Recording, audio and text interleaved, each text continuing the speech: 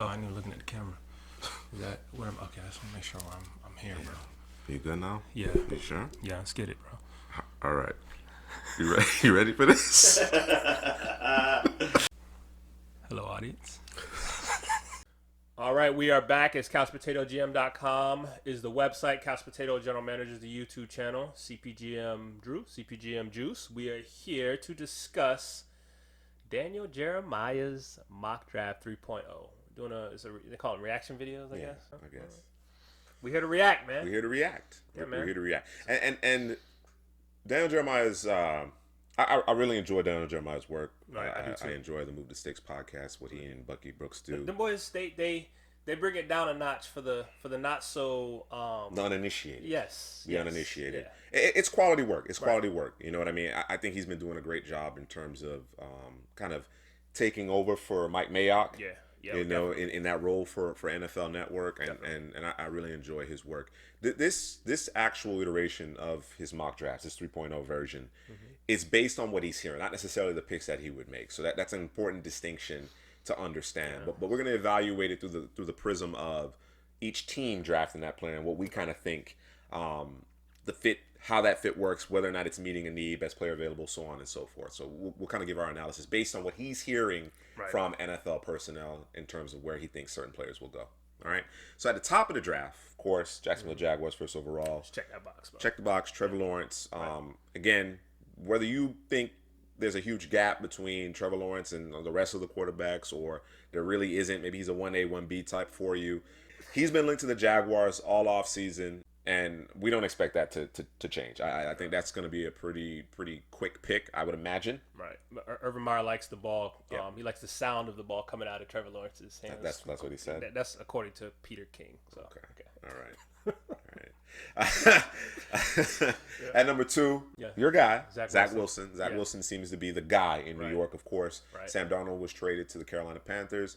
Panthers have picked up his 5th-year option, so it appears that they're completely out on this quarterback class. So, which make things really interesting at number 8. You know, we have a video up here where CPJ Headley and I were talking about that trade and what that means for Carolina. At number 3, this is where things, kind of get more interesting in terms of who the quarterback is. We're anticipating quarterback, but who might it be? We have a Trey Lance video where we're kind of breaking him down. We actually think this might be his best fit in terms of the 32 teams, or rather the quarterback needy teams in this draft.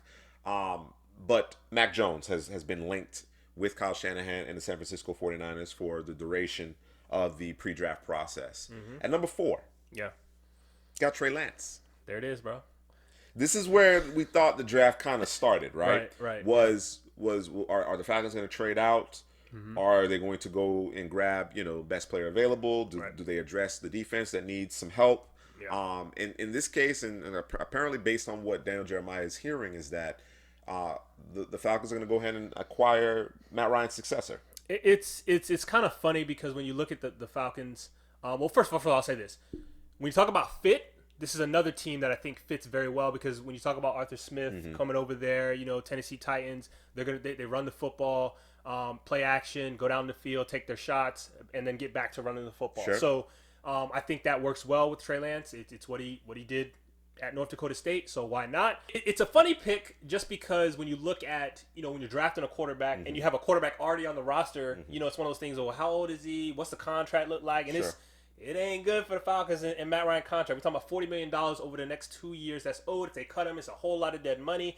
So it's a little bit of a funny pick, but I understand it from a scheme. And obviously, this is a team that, is kind of looking towards the future. So I understand the pick, and it makes sense in terms of the scheme and the fit. It's just kind of funny that, and again, this may be the best situation for Trey Lance to just sit, watch a pro actually run the offense, and a Matt Ryan when the contract runs out, whether it be, it runs out completely in the next 2 years and Trey Lance sits for 2 years, or, which is not the norm when you're drafting a quarterback that high, or, you cut Matt Ryan next year and you're just gonna eat that $20-something million. Right. It's not surprising. It's not surprising that this is the top, because it's always been talked as a possibility. Just the likelihood in terms of, from a dollars and cents perspective, as you mentioned, is kind of where the hang up is, right? Based on our resident Falcons fan, CPGM Headley, he's been saying that the new GM is interested in a quarterback. Okay. And Arthur Smith is we got Matt Ryan, a proven vet that I believe can pick up my offense and we'll be good to go. Right. You know what I mean? Right. If ultimately the GM has that decision making power, then we could very well see Trey Lance coming off the board here. Correct. If he is hell bent on I want to as I now take over, I want my guy. Right. You know what I mean? Yeah, we'll play. Matt Ryan will be our starter in 2021, Right. but beyond that, it's probably not going to be the case, assuming they draft quarterback here. At number 5, we have the Cincinnati Bengals selecting Kyle Pitts. Now, we had a conversation about this on another video. We did. That if Pitts is on the board at 5, would you go with Pitts or do you take your top offensive lineman? We really thought about it, and ideally, we're saying grab Pitts, make a play to get back in the first round and get one of the upper echelon offensive linemen in this particular class, if possible. If possible. There is a certain level of depth, but of course, we're also big proponents of protect your quarterback. And fifth-year option as well when you take Absolutely. it back up and get your guy. So yeah. Definitely. Listen, We've already said everything we need to say about Kyle Pitts. Check the video. Yeah. Check the video. I would say so. This if this is what's being said, then I would imagine the Bengals are Probably maybe going to working through. Okay, what do we think potentially based on the trade evaluation chart, whatever the case may be? What's going to be necessary? Who would we be targeting at the top of the second round or at the back end of the first round to stabilize that offensive line? I still think there are question marks along that offensive line that need to be addressed, even with the addition of Riley Reif and a healthy Jonah Williams. Right. I think beyond 2021, there are still significant question marks there. Definitely. All right, so at number 6, we have the Miami Dolphins. And based on what Daniel Jeremiah is hearing, this is where Jamar Chase comes off the board. And of course, everybody understands or is aware of Jamar Chase in terms of what he did in 2019, the incredible season that he had, the Biletnikoff award-winning season that he had that year. Then, of course, he took this past college season off, 2020, due to the COVID pandemic. Good job. And he made the right choice, in my opinion, but he didn't rest on his laurels. He came in, he smashed his pro day, and it looks like he's going to be the top receiver in this particular class. What do you think about this particular pick? It's the right pick. This is a team who, kind of fell short of making the playoffs. I thought that, it's, you got Tua out there. You got to load him up with the weapons that's needed. You got Devontae Parker out there. You just need another receiver. You need a guy that can dictate some coverage. A guy that teams Not Will Fuller. Who? Will Fuller. I mean, he's a guy who can, hey man, just run that straight line and take the safety in the corner with you. If you Plus, can. he has health concerns, got health but certainly a legitimate deep threat. Correct. You need an alpha. You need a number 1. Correct. You need a guy teams have to worry about. Sure. And the Dolphins right now don't have that. Right? They got a guy that can run, is fast, is cool, and everything. But I need another guy that can do a little bit more than that. After catch. A guy who I can just throw it up to. He can be not that your number 1 is, but he can be a safety valve due to his ability to go up and get the football. He did it a lot at LSU. It was kind of crazy, kind of comical to be honest with you. But if I told you that you were getting a DeAndre Hopkins-esque type player, would you take him at 6? For the Dolphins, yes. Yeah, okay. Yes, absolutely. And then you combine him with everything else that's on that football team. I mean, offensively, you're ready to go outside of your quarterback kind of getting everything down to make a run here. Sure. Right? Still a young guy. Right. Right. Yep. Yeah, I think they need that quintessential red zone target. You know, Gesicki obviously can offer a little bit of that, but certainly outside the numbers, I think this team, without question, Miami needs to. They're going to be in a position to get, in all likelihood, the best receiver in this class. Whomever they feel is the best receiver, draft that guy. It's real simple. Apparently, according to Daniel Jeremiah, that most believe that to be Jamar Chase. Right. Given his physicality, given his red zone prowess. Again, that skill set isn't necessarily on this team. I thought Devontae Parker was that guy, but there's some inconsistency there. Right. Especially at the end of this past season. I don't know what happened. Yeah, I don't know what happened. Devontae Parker looked like he, gas. had kind of finally turned that corner, and then I don't know what happened. Stephon Gilmore got in his head, or he got in Stephon Gilmore's. I don't know. At any rate, up next we have the Detroit Lions. Surprise. All right, and apparently they're going to be taking Justin Fields. What's your thought process on this one? Yeah, I'm not 100% sure what the the Lions are going to do in terms of an offensive scheme. I'm not sure, but I don't quite get the pick. So you just traded for Jared Goff, right? The GM, I guess Goff is his guy, or he's familiar with Goff. So I'm gonna go get a guy I know. You traded away Matthew Stafford, understandably, got it, get it, good. And in my eyes, before if this were to happen, but before that, my eyes is okay. It's gonna be Jared Goff. They're gonna run it. They're gonna run it with Jared Goff, and they're gonna build this team around Jared Goff, or just not build it around him, but build this team up with Jared Goff as the guy. And we'll find out if he's going to be the guy. Sure. Right? Yep. But then you turn around and you're telling me they're going to draft Justin Fields. I guess he's going to sit? Or is he going to compete with Jared Goff? So that's kind of where I sit. But I know, Jeremiah was thinking, well, we're just going to move him again. We're gonna go get Justin Fields. And then we're going to move Goff. That's just what he stated, but I don't get that part, because now you're dealing with money that has to be moved as well. Yeah, I think that was actually a thought process early in the off season, was that Jared Goff could be on the move again. I don't know how realistic that is, as teams start identifying their quarterback and teams then jockey for position in the draft to select one of these quarterbacks. I don't know how realistic that is. You certainly can make the argument that Justin Fields has more upside than Jared Goff. That's completely fair. I'm with you. I thought based on the relationship the new GM in Detroit has, having worked in the scouting department, being the head of the scouting department in Los Angeles with the Rams, that Jared Goff was kind of his guy. That this was a bit of a coup. You know what I mean? But I don't know that at that time we were anticipating Justin Fields sliding as much either. Yeah, they hate to come out. That's kind of my thought process. Yeah. Here's how I come out on it. Detroit, over the last X amount of years that they've had Stafford, haven't had a problem at quarterback. No, they haven't. They have been unsuccessful, but it's not because of quarterback play. Right. You understand what I'm saying? So that's the reason why I probably would not draft a quarterback here, unless I can just head over heels for Justin Fields based on how this particular mock draft is working out. Right. I don't know that I'm selecting a quarterback here. I personally feel Jared Goff still has good football in him. Right.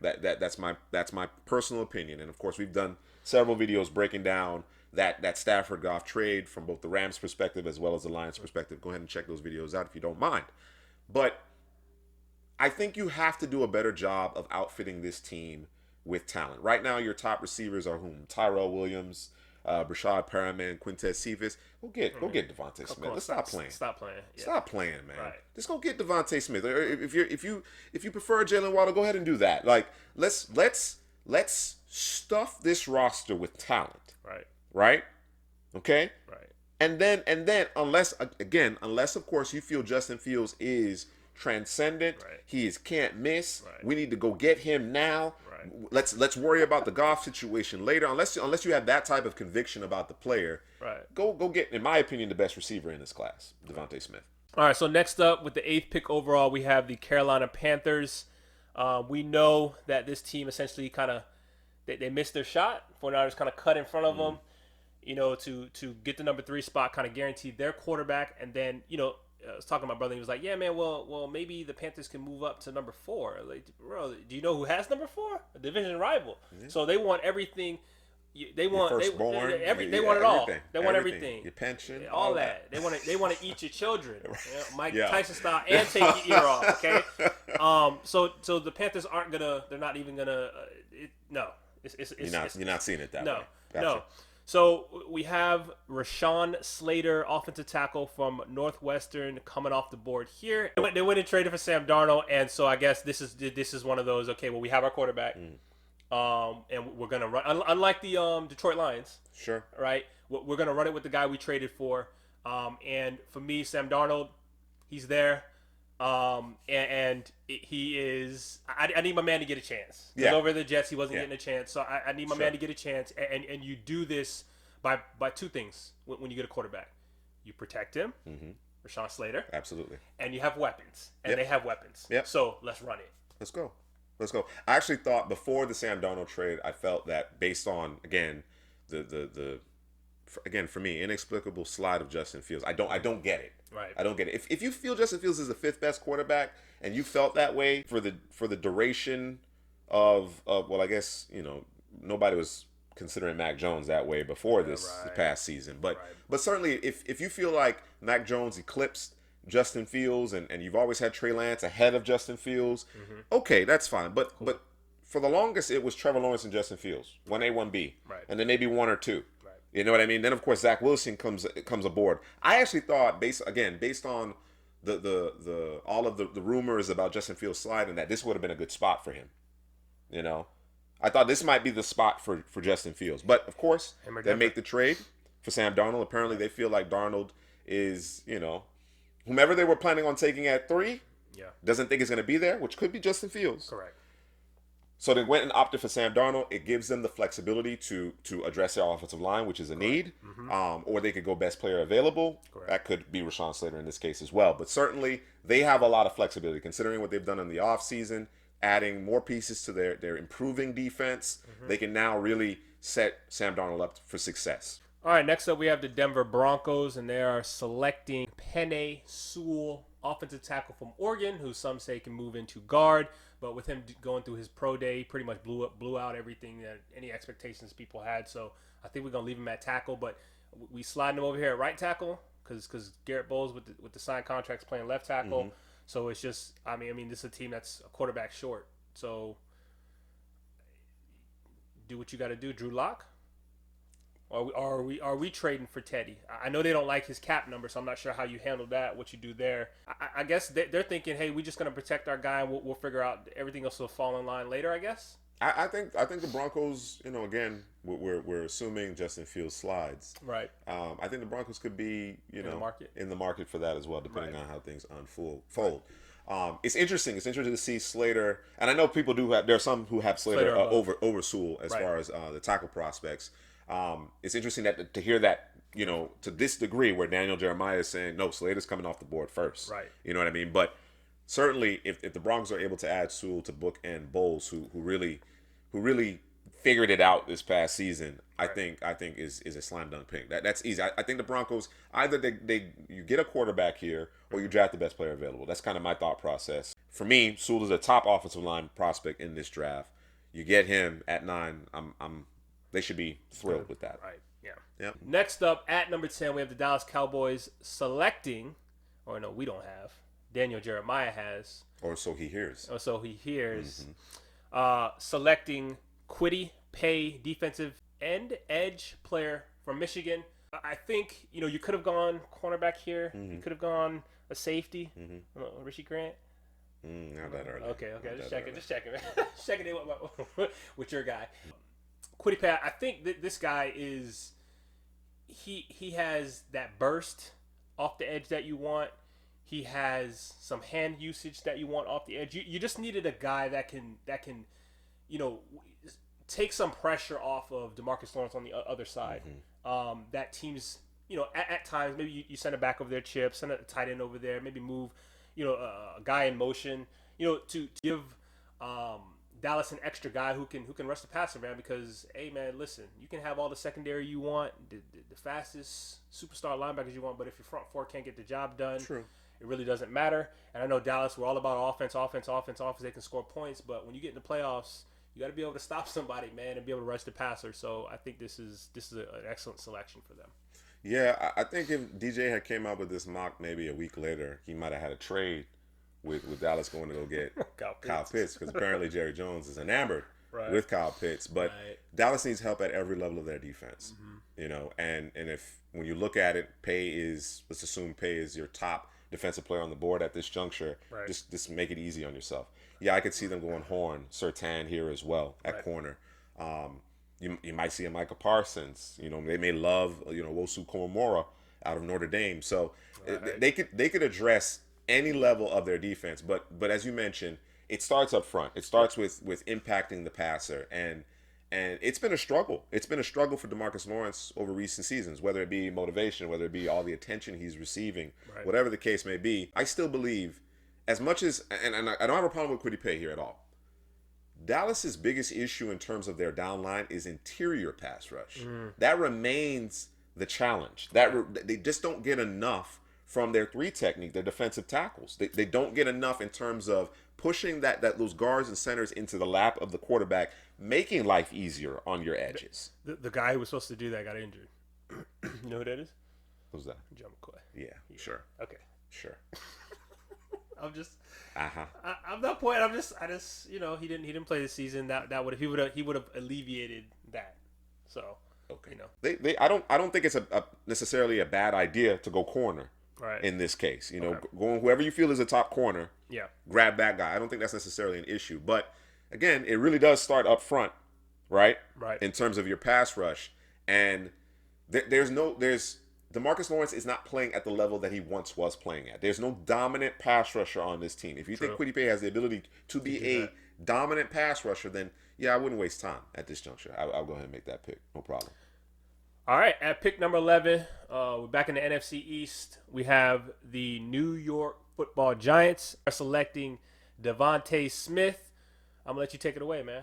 This is my guy. Yeah. This is not well. He's not one the of my guy. guys. He's not the guy, but he's one of my guys. He's actually my top rated receiver in this class. And people might say, you're getting swept up in the recency bias, and I would balk at that. I would balk at that because if you weren't paying attention, yeah, I get it. LSU 2019, they had a hell of a season. Jamar Chase was incredible. Justin Jefferson as well. That offense was spectacular. Yep. Devante Smith led a team that had Jaylen Waddle, Henry Ruggs, and Jerry Jeudy in receiving yards and touchdowns in 2019. Crazy. So it wasn't that he just started balling last year when he won his Biletnikoff Award. And he was already the man in 2019. And some were saying, why didn't he come out?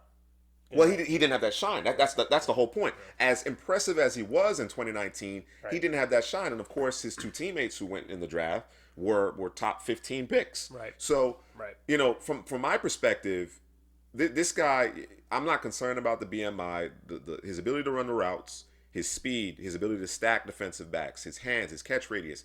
All of it is plus. Yep. All of it is plus. So I'm not necessarily concerned about his weight per se. The way he wins, his weight's not an issue as far as I'm concerned. The fit here is interesting. They just spent big money, the Giants that is, on Kenny Golladay. They still have Sterling Shepard. They have Darius Slayton. They really doubled down with Devante Smith. Would you go receiver here if you're the Giants? Or is it just too good to pass up? Maybe that's the thinking here. So I don't know if I was reading Giants talk fans or heard, but it was more about, if you go Devante Smith here, Sterling Shepard is probably on his way out here, right? Mm-hmm. So understandable. And you're picking a more dynamic player, obviously, in Smith. Makes sense. I mean, you can't have enough weapons, right? But is there an area of this team and a player to meet that area of the team that you think that the Giants should prioritize? There's 2 positions here. I may go offensive line, but I think I probably go defensive edge. I'm looking for a guy to come off the edge because they kind of shored up the defense in terms of the secondary, and I think they just need an extra pass rusher, a guy who can apply some pressure. So I think Jaylen Phillips from Miami, from the U, could be that guy here. But I ain't hating it if you go Devante Smith. I understand what you're doing there. Yeah, I think this is a best player available type of deal. Definitely. And as you mentioned, Sterling Shepard may not necessarily be in the long-term plans here in New York. Right. Darius Slayton, while talented, there's some consistency concerns there. Correct. You're trying your best to give Daniel Jones every opportunity to be successful. I'm trying to see what he got. If it doesn't work out with him, whoever the next quarterback comes in is going to have a plethora of weapons. Yep. So I'm not mad at the pick at all. It's a you just brought up something. That's a good thought. If Daniel Jones doesn't work out, well, we're kind of ready to go. We're just a quarterback shy, so you might be able to, not that quarterbacks end up in free agency. Sure. But it happens. It has happened. Look at this past season.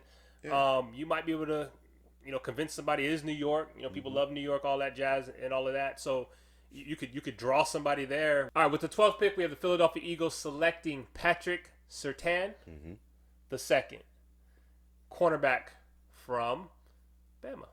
Roll Tide. No, I'm just kidding. So the Philadelphia Eagles is one of those teams that's kind of rebuilding-ish. It's a team Quasi-rebuild, as I like to call it. They're a team that could use a receiver. Yeah. So the talk, maybe some people saying, hey, they could get a quarterback, maybe trade up, but they traded down. So they're I'm assuming they're comfortable where they are with what they got going on. They don't have to force the pick with Jalen Hurts on the squad. I would like to see them go for a Jaylen Waddle here, but I understand that the pick for Surtain. So here's my thing. He's gonna play opposite Darius Slay. Yeah. And we're gonna lock it down. Hopefully. That's the thought process. I would say so. I would say so. And I used to pick on Bama corners. Yeah. Scouting the Yeah. helmet. And they've proven me wrong. Not all of them. Not all of them. Sure. But mixed bag. Yeah, mixed bag. But I think this is one of those prospects. I think this is you draft him and you let him go play. He's a heavy hands player. Get his hands on you, it may be over. And I think it would be a good fit for the Eagles with this pick. I don't think I don't think any fan would be outraged. I know, but a lot of those Eagles fans, they love the sexy, so they would love the receiver here. But I understand the pick. Yeah, I understand it as well. I don't think it's a bad pick. I think it's a quality selection. Surtain, his technique, pedigree, the size. Maybe the one question is kind of ball production, moment of truth. But certainly he is 9 times out of 10 he's in the perfect position to make the play. Right. With Surtain and Slay, you have one of the better tandems on paper, potentially at the cornerback position in the league, certainly in the NFC East. So I guess the question becomes, do you think what benefits your quarterback more? I think that's the question that you have to ask yourself. Right. And do you feel like you can get quality receivers, it being a much more depth at that position in this particular class compared to the cornerback position, at least in my estimation. Yeah. I'm not saying that cornerback is shallow in terms of depth, but the receivers that we think that can make an immediate impact, there seems to be a longer list of those guys. So maybe you opt for Surtain under those circumstances as opposed to going with Jaylen Waddle. Correct. I actually would like to see Jaylen Waddle in Philadelphia. I would like to see him with Jalen Hurts. Right. I think he becomes, just in terms of offensive weapons, he's your most dynamic offensive weapon from day one. Yep. He makes things that much easier on your young signal caller. Right. I don't want to lose sight of the fact that you got to be able to defend, right? So I certainly don't have a problem with the Surtain pick, but I'd be hard-pressed to pass up Jaylen Waddle here. If we go on Waddle here with the Eagles, there's 3 Jalen's on the team. Jalen Hurts, obviously the quarterback. Jaylen Waddle, who gets drafted for the 12th pick, and then Jalen Reagor. So, question: Waddle's or Reagor's? No, Waddle's better than Reagor. Okay, that's where you at. Yes, I'm there. I like what Jalen Reagor brings to the table. He does not profile as a traditional receiver one for me, nor is he that movable offensive piece that I think Waddle represents. I think he's somewhere in between. Right. I think in terms of his ceiling, I think he's somewhere in between that. But I think just in terms of get the ball in Waddle's hand, whether it's a pass behind the line of scrimmage, a jet sweep, whatever the case may be. Reagor has some of that skill set, but just not at the level of Jaylen Waddle. Just simply the speed, the raw speed and acceleration that Waddle has, and the different facets at which he can attack. I think he's more polished in terms of just being a receiver as well. With the 13th pick overall, we have the Los Angeles Chargers. Need y'all to change the color of the bolt, then the curse will go away. Selecting cornerback out of South Carolina, my guy, J.C. Horn. So am I missing something with this roster? Like they've so you got to think about it. Casey Harewood is gone. Desmond King is gone. There's been some changes in that secondary. So as much as I think the Chargers need to address the offensive line, I understand this pick. This is your top corner, right? And they have a need at corner, right? So it makes sense from that perspective, without question. I don't know that cornerback is the best play here, just because of what is needed to protect your quarterback, who man, he lit it up last That's season. fair. Like, That's fair. But I think it comes to a question of, okay, how high are you on J.C. Horn? And then what do you think about your ability to address your offensive line on day 2? Right. You know, is there more depth there Yeah, compared to the corner position? So, yeah. I'm with you. I would personally, I'd like to secure, you know, particularly if I'm really high. But if I have, when I look at the prospects, irrespective of position, and I have Horn substantially higher than the next tackle, I'm gonna draft Horn. That's there. easy. All right, next up we have the Minnesota Vikings with the 14th pick overall. They are selecting your guy. Well, he's from your school, Jaylen Phillips. Transfer you. Transfer from UCLA. It's transfer you now. Transfer you? Oh, Yeah, that's what y'all do over there? That's what Manny Diaz does. That's how y'all gonna win games? I mean, it's worked a little bit. I don't know about championships, but it's okay. Certain level of respectability, I suppose. It's been a long time. Yeah, it's been a long 2001. time. The good old U. Yeah. But Jaylen Phillips, edge rusher from Miami, the U, and this is, you know, of all the picks that have been made, this is a big time need for this team. They got a bunch of young corners in that secondary who struggled this past season. Part of it is on them, obviously learning, what do you call it, trial by fire. But the other part, or baptism by fire. But the other part of that is the D line was not good, and they traded for Ndakwe. Yeah, he was hurt, right? Yeah, he was hurt. He was hurt, and then they traded for Ndakwe, and I mean, I don't watch enough. I didn't watch enough Viking football to say, you know, he was out there loafing or anything. Sure. But you know, it's just he wasn't what they thought they were getting for what they traded for, right? Well, if they're getting Phillips, you're getting exactly what you need coming off that edge. Man got a plan every play. He's violent and he's big, strong, and he's about that life. And you get him in the talons of Mike Zimmer, bro. Sure. You got a star in the making. Sure. Yeah. He proved to be a better athlete than I thought as well. You know, he certainly worked on some of his agility and his ability to kind of change direction and redirect. And I think that's what you need. Like you said, you have to have a plan, but you have to have those counter moves as well. Right. You know what I mean? If you want to bend that edge, you got to be able to dip and really scrape. You understand what I'm saying? So, yeah, this is a desperate need. You know, the Vikings have made it a point to really bolster the secondary, or rebuild that secondary that had kind of got a little bit older or went by the wayside because of free agency, whatever the case may be. Right. You know, they've done so via the draft and free agency here sparingly and kind of picking their spots. Now, you know, they added Dalvin Tomlinson in the offseason, shore up the interior of the defensive line. You go get Phillips, who's climbing draft boards. You pair him with Danielle Hunter, and you can start controlling that line of scrimmage once again. Well, no, I'm asking the U resident, if you will, Phillips or Russo. They're two very different players. Okay. I think you know. Of course, we didn't get to see a lot of Gregory Rousseau, right? Gregory Rousseau, to me, is an interior pass rusher. Yeah, that's what he looks like to me. That's what he looks like to me. He's not bending edges, and he's not so technically gifted that he can do so without, you know, elite athleticism or whatever the case may be. But I think with good coaching, he could be an upper echelon pass rusher from the interior. Yeah, you might play him on the outside on early downs, but on passing downs, you slide him inside. Right. All right, next up we have the New England Patriots picking 15th overall. That's kind of crazy, right? They're usually picking down in the late 20s, 30s, all that. Brady effect. Brady. Brady. You're right, Brady. Let's see here. Got him selecting Micah Parsons, Penn State linebacker who did not play this year. And I'm gonna be honest with you, I don't like the pick. I like it from a standpoint of once he knows what he's doing and where he's going, fantastic. But to me, Micah Parsons is the type of player where if you're going to draft him this high, you can't ask him to do too much. Sure. I want him to just fire his gun, go, and handle business versus, you know, in the New England defense, there's a lot of thinking. It's not just, you know, there's a lot of different very things. much assignment football. Yes, and it's different from game to game based on the opponent that they're playing. A lot of defenses, we're going to do what we do, and that's it. New England's willing to change every game. Sure. You know what I'm saying? So and you saw that with the way that they went out in free agency and loaded up because they want to make sure they got all the little pieces and the little things that they have so that they can run what they run, right? I don't like the fit in terms of the now, if that makes sense. I got you.